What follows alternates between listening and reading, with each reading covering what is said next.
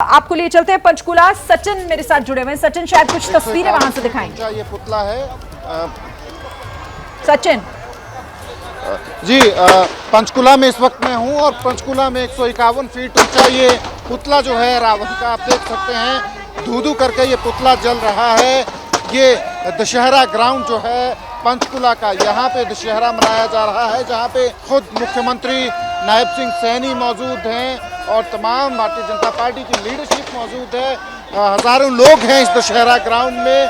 हर साल यहाँ इसी तरीके से ये दशहरा मनाया जाता है। इस बार 151 फीट ऊंचा ये पुतला था रावण का, जिसे जो है अब आग के हवाले कर दिया गया है। ये पुतला जो है सामने जो आपकी लपटें आप देख रहे हैं, ये 151 फीट ऊंचे उस पुतले की है, जिसे जला दिया गया है। तो ये बुराई पे अच्छाई की जीत का प्रतीक, अधर्म पे धर्म की जीत का प्रतीक, असत्य पे सत्य की जीत का प्रतीक दशहरा पर्व जो है हर जगह मनाया जा रहा है और पंचकुला में भी जो है बड़ी धूमधाम से इसको मनाया जा रहा है। और ये पुतला जो है अब आग के हवाले जो है वो किया जा चुका है और दशहरा पर्व जो है, दशहरा की फेस्टिविटीज़ जो है यहाँ पे बड़े धूमधाम से जो है वो मनाया जा रहा है पंचकुला में। बिल्कुल, तो पंचकुला में भी रावण दहन हो रहा है। तस्वीरें आपके सामने, आप देखिए जरा एक बार फिर से। देश की राजधानी दिल्ली के साथ ही बिहार की राजधानी पटना, छपरा और पंचकुला में आप जरा पंचकुला की तस्वीरें देखिए। किस तरीके से धू धू कर रावण का ये पुतला दहन होता हुआ और वही संदेश देता हुआ कि अंत हो चुका उस बुराई का, जिस बुराई ने सर उठाने की कोशिश तो बहुत की, लेकिन आखिरकार उसे झुकना पड़ा, उसे जलना पड़ा, उसका अंत तय था और वही हुआ। आचार्य जी बिल्कुल बिल्कुल।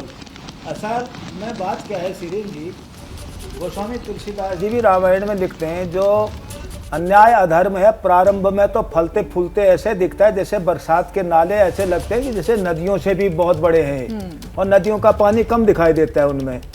और बरसात के समय उगने वाली झाड़ियाँ, पौधों से पेड़ जो हमारे पेड़ है उनसे भी ऊंची हो जाती है। निरस्त पाद पे देशे एरंडो पे द्रुमायते, जो एरंडी का वृक्ष वो भी अपने आप को द्रुमाने लगते हैं, अब मैं मुझ जैसा बड़ा कोई नहीं। लेकिन थोड़े समय के बाद वर्षा ऋतु गई, शरद ऋतु आए तो वो नदी नाले, वो जो नाले थे वो भी सूखे, वो झाड़ियाँ भी सूखी। उसे प्रकार से अधर्म से अर्जित राज्य, अधर्म से अर्जित धन, अधर्म से अर्जित जो भी वैभव है वो विनाश का ही कारण होगा। इसीलिए हमारे रामलीलाओं के माध्यम से हमें अलग से कोई सेमिनार, गोष्ठी और काउंसलिंग की जरूरत नहीं पड़ती थी। तब रामलीलाएं होती थी, हर गांव गली मोहल्ले में रामलीला होती थी। वहाँ हर प्रसंग में माता पिता के साथ कैसा व्यवहार होना चाहिए, मित्र के साथ कैसा होना चाहिए, शत्रुता भी कैसे निभानी चाहिए, है ना। भरत जैसा कौन भाई संसार में होगा, लक्ष्मण जैसा सेवा कौन कर सकता है 14 वर्षों तक जो सोया नहीं, है ना। हनुमान जी, आहा क्या कहने हनुमान जी, शंकर सुवर्ण केसरी नंदन तेज प्रताप महाजगबंदन, भगवान राम को कंधे में लेकर के जब चलते, कितना बड़ा मनोविज्ञान रामायण बताता है। सुग्रीव जी ने देखा, भेजा, देखो कोई बाली ने तो नहीं भेजे, 2 कुमार आ रहे हैं। अब उसमें टेलीफोन उतने दूर तो था नहीं, कैसे संकेत दूं। मनोविज्ञान देखिए रामायण का। उन्होंने राम लक्ष्मण को कंधे में बिठाया और ले जा रहे। सुग्रीव ने देखा शत्रु होते तो कंधे में ले जाते, कोई मित्र ही आ रहे। क्या मनोविज्ञान है उसमें, हमारा सामाजिक मनोविज्ञान उसके अंदर है।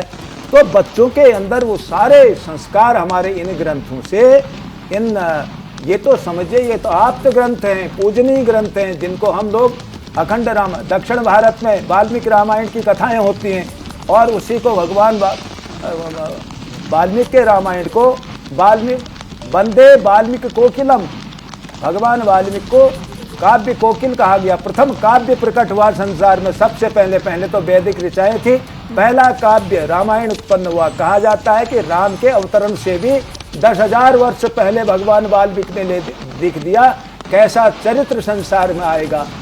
हमारे कुछ लोग नास्तिक भाई या वो पूछते हैं, हमारी बहस होती है, बोले कैसे पता चल गया। मैंने तो चलो उनको पता नहीं चला, एक काम तो हो सकता है आपकी दृष्टि से, भगवान वाल्मीकि ने ऐसे चरित्र की कल्पना की, 10,000 साल लगे रघुवंश के राजाओं को उनके अनुसार से अपने को ढालने के। तो साहित्य केवल समाज का हम दर्पण कहते हैं ना, इसलिए साहित्य जो होते हैं समाज को ढालता है। ये हमारे भारत के अंदर है, काव्य परंपरा है। आप देखिए ना, आजकल सारा गद्यमय चल रहा है, डायलॉग, आप जितनी पिक्चरें हैं कुछ गीत वीत हो जाएंगे बस, और कुछ नहीं। सारी रामायण गा के गाई जाती है, बड़े बूढ़े भी समझ रहे हैं, सारे चौपाइयों में है। वाल्मीकि रामायण सारे अनुष्टुप छंद में, मां निषाद प्रतिष्ठाम तम अगम शाश्वती समा यत क्रौंच मिथुनाक मेकम अवधि काम मोहितम। यहाँ से भगवान वाल्मीकि ने वाल्मीकि रामायण का प्राकट्य क्या, कितने सहज रूप में वाणी को खोल देती है। अभी आप देखिए, हम आपके चैनल में या कहीं देख रहे थे कोई खबर, ब्रिटिश में वो 5वीं क्लास तक पहले से स्कूल ऑफ लंदन में संस्कृत पढ़ाई जा रही है। वो कह रहे हैं कि भारत का व्यक्ति अनेक भाषाओं को जानता है, हमारी अनेक बोलियां, क्या सुंदर वैभव, उस जिसके मूल में संस्कृत है। भगवान वाल्मीकि रामायण का अगर प्रतिदिन बच्चों को पाठ करा जाए तो एक श्लोक भी कराएं आप, ये अटल सत्य है। उसकी मेधा शक्ति इतनी जागृत हो जाती है, उसका मनोविज्ञान इतना विकसित हो जाता है, उसका समाज के प्रति चेतना इतनी जागृत हो जाती है, उसका कोई प्रमाण नहीं। वही गोस्वामी तुलसीदास जी ने रामचरितमानस के रूप में अवधि में लिखा है ना, राम ही केवल प्रेम प्यारा, जान लेहु जे जान निहारा। राम जैसा कौन प्रेमी हो सकता है। जानकी जी ने कहा, प्रभु मैं आपके साथ वन में चलूंगी। देखिए ना आजकल घर घर में दुनिया भर की तलाक, लड़ाई, झगड़ा। रामायण पढ़िए तो ये सब नष्ट अपने आप हो जाएगा, कोर्ट कचहरी जाने की जरूरत नहीं है ना। हाँ, जानकी जी ने कहा मैं भी चलूंगी वन वन, उनका नहीं। जानकी जी ने उसमें, ये बहुत प्रसंग बहुत सुंदर है, मैं ज्यादा समय नहीं लूंगा। बिल्कुल बताइए। उन्होंने कहा, जल बिन मीन नदी बिन वारी, जैसे पानी के बिना मछली, और नदी तो है, पानी है नहीं, उसमें कौन नदी कहेगा, उसमें रेते उठाने वाले लोग सारा रेता खनन हो जाएगा। जैसे नदी की पहचान बिना पानी के नहीं और मछली बिना पानी के नहीं रह सकती, ऐसे ही पुरुष बिन नारी, ये अभेद संबंध बताया। और भगवान राम जब सीता जी का हरण हुआ, उन्होंने इसका उत्तर दिया, हे खग मृग हे मधुकर श्रेणी, तुम देखा सीता मृग नहीं। पशु है ना, भौरे से पूछ रहे हैं, पशु पक्षियों से पूछ रहे हैं, नदी नालियों, तुमने जानकी को देखा कहीं। ये प्रीति है। ये भारत में राम की कथा प्रीति करना भी सिखाती है, राम की कथा भक्ति करना सिखाती है, राम की कथा शत्रु पर विजय प्राप्त करना है ना। विभीषण ने पूछा, भगवान कैसे, रावण रथी बिरथ रघुवीरा, रावण रथ में आया है, आप नंगे पैर बिरथ होके लड़। उन्होंने कहा नहीं, उन्होंने धर्म रथ की कल्पना की, चरित्रवान होना चाहिए, इंद्रियां वश में होनी चाहिए ना। तो ये है ना, प्रातः काल उठना, प्रातः काल उठ के रघुनाथा, सुबह उठ के माता पिता को प्रणाम कर रहे, गुरु को प्रणाम कर रहे, है ना। आप ये थोड़ी hello good morning sir how are you, ऐसे नहीं था। ये भी करिए, है ना। आजकल क्या हो गया, पगार लेकर के पढ़ा रहे हैं, सम्मान घट गया। तो गुरु भाव, गुरु शिष्य का संबंध, ये सारी चीजें यहाँ पर बताई गई है रामायण। इसीलिए भारत के जनमानस ही नहीं, ये तो देवताओं के लिए भी पूजनीय है। हमारे यहाँ कहा जाता है, जब देवताओं को मट्ठा पीना होता है ना, उसे छाछ कहते हैं। वो कहते हैं हमारे पुण्य कर्म नष्ट हो जाए तो हम मनुष्य बन के वृंदावन में, अयोध्या में जाएं, ताकि हम गाय बाय चराएं और तक्रम सक्रस्य दुर्लभम। अब आप माफ करना, मैं इसके माध्यम से कहना चाहता हूँ, पिज्जा, बर्गर, न जाने कैसी कैसी चीजें बच्चे खा रहे, मोमोज, इतना जहर 45 साल के बाद बहुत टीवी चैनलों में भी आ रहा है, वैज्ञानिक शोध भी आ रहा है। चटपटा बना के 35 साल के बाद पेट जमा हो जाता है। भैया जी मक्खन खाओ, नहीं मिलता कैसे छाछ दही जमा कर, ये सारा बताया इन ग्रंथों में हमारे निरोग काया होने के सारे, ये संपूर्ण मानव जीवन, धर्म अर्थ काम मोक्ष चारों पुरुषार्थ हमारी इस राम कथा में, भागवत कथा में, पुराणों में, इनमें सब दिया गया। और जिन्होंने इनका आचरण किया वो भगवान बन गया। भगवान का मतलब क्या है, भगवान रघुवंश में कितने राजा हुए, किसी को भगवान नहीं कहा।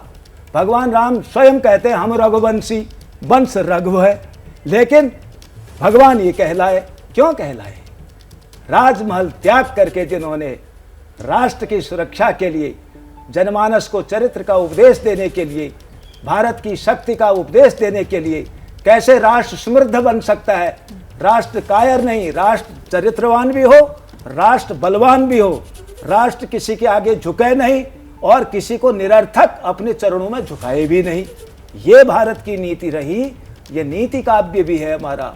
इस प्रकार से हम इस पर्व पर अपने श्रोताओं को और दर्शकों को, क्योंकि ये हमारा जो टेलीविज़न होता है एबीपी न्यूज़ आज, ये देख भी रहे हैं, सुन भी रहे, इसलिए मैं और इसीलिए तो आज आचार्य जी यहाँ बुलाया गया ना आपको, तो ताकि आप इस रामलीला का, देते हैं, आप इस दशहरे का मतलब और उसका आखिर मकसद क्या है वो समझा सकें। और बहुत खूबसूरत, आप बहुत सुंदर वर्णन भी कर रहे हैं इसका कि किस तरीके से हमारे पुराणों में इसका जिक्र किया गया, कैसे पूरी जो रामायण है वो दरअसल सीख से भरी हुई है और हर उसका हर्फ, हर उसका जो लफ्ज़ है, जो शब्द है, वो कुछ ना कुछ सिखाता है हमें। और ये तस्वीरें भी हमें कुछ ना कुछ सिखा ही रही हैं। देखिए आचार्य जी, भी बड़ी अलग बात है कि कहीं आग लग जाए, इस तरह जब धुआंधार हम आग की तस्वीरें देखते हैं तो बड़ा मन विचलित होता है, लेकिन ये अकेली ऐसी तस्वीरें होती हैं जब इसे देखकर एक मन में शांति महसूस होती है कि अंत हुआ उस बुराई का। भले ही प्रतीकात्मक तौर पर हम रावण दहन कर रहे हों, लेकिन हमारे मन में चलता वही है, विचारों में वही होता है कि ये दरअसल अंत था उस बुराई का, उन विचारों का जो वैमनस्य पैदा करती हैं, जो हमारे समाज को खराब करती हैं। सुरेंद्र जी ने आपने बहुत बड़ा संदेश दिया है। आजकल देखा देखी हो गई है। एक बार मैं देख रहा था, दिल्ली में एक छोटा सा मोहल्ला है, कस्बा है, उसमें जगह है नहीं, है ना, 4 घरों के बीच में बोले यहाँ रावण जलाएंगे। भाई क्यों जलाओगे यहाँ रावण?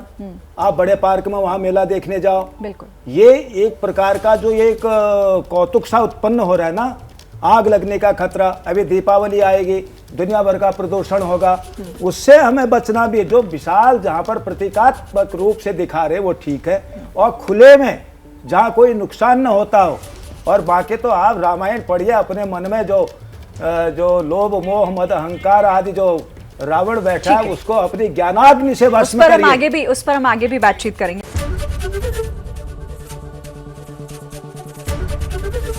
एबीपी गंगा, खबर आपकी, जुबान आपकी।